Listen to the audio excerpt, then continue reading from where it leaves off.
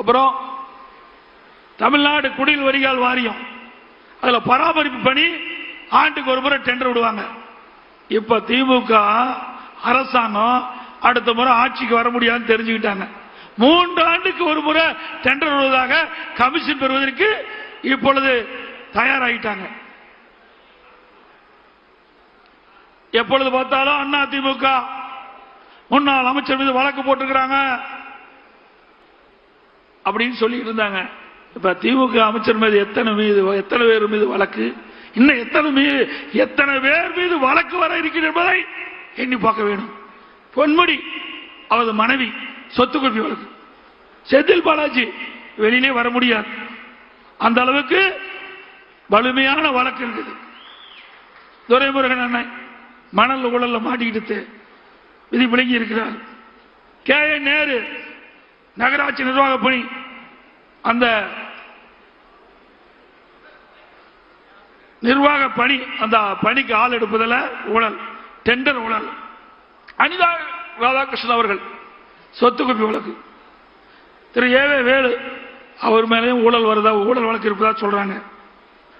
திரு ஐ பெரியசாமி அவர்கள் வீட்டு வசதி வாரிய நில மோசடி, திரு தங்கம் தென்னரசு சொத்து குவிப்பு வழக்கு, திரு KKS ராமச்சந்திரன் சொத்து குவிப்பு வழக்கு, திரு ரகுபதி சிறைத்துறையில் உணவு வழங்குதல் ஊழல் மற்றும் சிறை வாடகை இடமாற்றம் ஊழல், திரு ராஜா கண்ணப்பன் போக்குவரத்து துணை போக்குவரத்து ஆணையம் 35 லட்சம் பறிமுதல் செய்தி வெளிவந்துள்ளது. திரு சக்கரபாணி பொங்கலுக்கு பொங்கல் தொகுப்பு கொடுத்தார்ல, அவர் வெள்ளம் கொடுத்தது மறக்கவே முடியாது.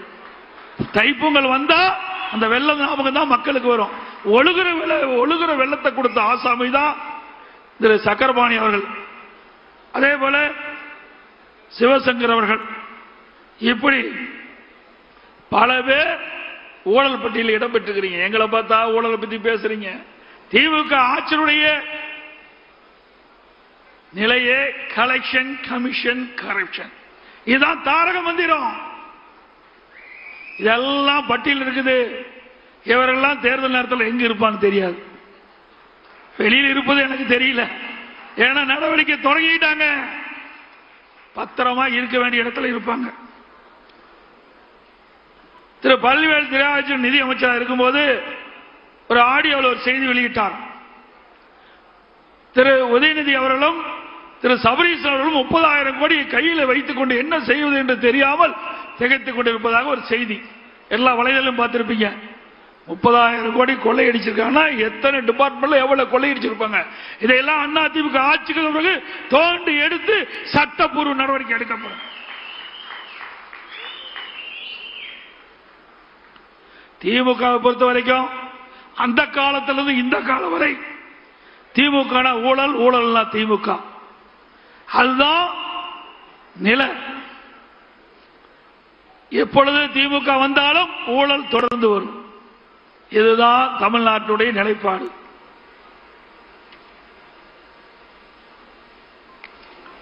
திராவிட முன்னேற்ற கழக ஆட்சியில் கள்ளக்குறிச்சி கள்ளச்சாராய மரணம், அது உயர்நீதிமன்றத்தில் வழக்கு போட்டாங்க. அந்த வழக்கில் சிபிஐ விசாரணைக்கு வேண்டும் என்று உத்தரவு போட்டது. உடனே டெல்லிக்கு போறார். இதில் உங்களுக்கு என்ன பயம்? திராவிட முன்னேற்ற கழகத்தை கட்சி சேர்ந்தவரை காப்பாற்ற வேண்டும் என்பதற்காக இன்றைக்கு டெல்லியில போய் மேல்முறையீடு செய்கிறீங்க. பிறகு அண்ணா நகர் சிறுமி உயர்நீதிமன்றத்தில் அவளுக்கு நியாயம் கிடைக்க வேண்டும், அது மாநில அரசுக்கு காவல்துறை விசாரித்தால் நியாயம் கிடைக்காது. அதன் அடிப்படையில் உயர்நீதிமன்றத்தில் வழக்கு. அதனால அந்த சிறுமி அந்த வழக்க சிபிஐ விசாரிக்க உத்தரவு போடுறாங்க உயர்நீதிமன்றம். அதை எடுத்து உச்ச நீதிமன்றம் போறாங்க. அதோட ஆம்ஸ்டாங் கொலை வழக்கு, அவருடைய உறவினர்கள் வழக்கு போடுறாங்க. அதை மாநில அரசு விசாரிக்க கூடாது, சிபிஐ விசாரிக்க வேண்டும். இன்னைக்கு சென்னை உயர்நீதிமன்றம் அதை சிபிஐ விசாரிக்க வேண்டும் என்று உத்தரவு போட்டது. அதை எடுத்து டெல்லிக்கு போறாங்க. எவ்வளவு வெட்கக்கேடானது! ஆக யாரையோ காப்பாற்றுவதற்காக இந்த அரசு துடித்துக் கொண்டிருக்கிறது. இதெல்லாம் அனைத்து இந்திய அண்ணா திராவிட முன்னேற்ற கழக ஆட்சி அமைந்தவுடன் இதையெல்லாம் விசாரித்து உண்மை குற்றவாளிகளை இந்த நாட்டுக்கு அடையாளம் காட்டப்படும்.